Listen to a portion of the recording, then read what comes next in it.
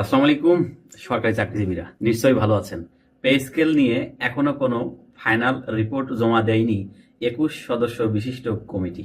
অর্থ উপদেষ্টা এমনটি জানিয়েছে তার এক সাংবাদিকদের প্রশ্নের উত্তরে।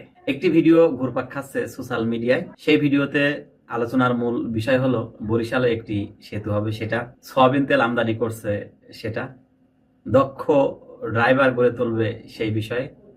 পে স্কেলের বিষয়ে সর্বশেষে এক সাংবাদিক প্রশ্ন করায় সে বলছে সেটা 21 সদস্য বিশিষ্ট কমিটি কাজ করছে, সেটা খুব শীঘ্রই জমা দেবে।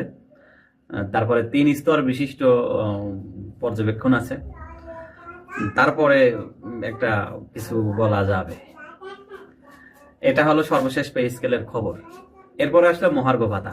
প্রিয় দর্শক, মহার্ঘ ভাতার বিষয়ে যতদূর আমি জানতে পেরেছি বিভিন্ন সোশ্যাল মিডিয়া খবরে কিংবা অনলাইন নিউজ পোর্টালে, সেখানে আছে প্রথম গ্রেড থেকে দশম গ্রেড পর্যন্ত 15%, 11 গ্রেড থেকে 20 গ্রেড পর্যন্ত দেবে 20%। এটার কোনো সঠিকতা আমি খুঁজে পাইনি। এই ভিডিওর সর্বশেষ যেটা আসলো সেটা হলো মহার্ঘ ভাতার বিষয়েও কোনো সিদ্ধান্ত ফাইনাল হয়নি, পে স্কেলের বিষয়টিও এখনো ফাইনাল হয়নি।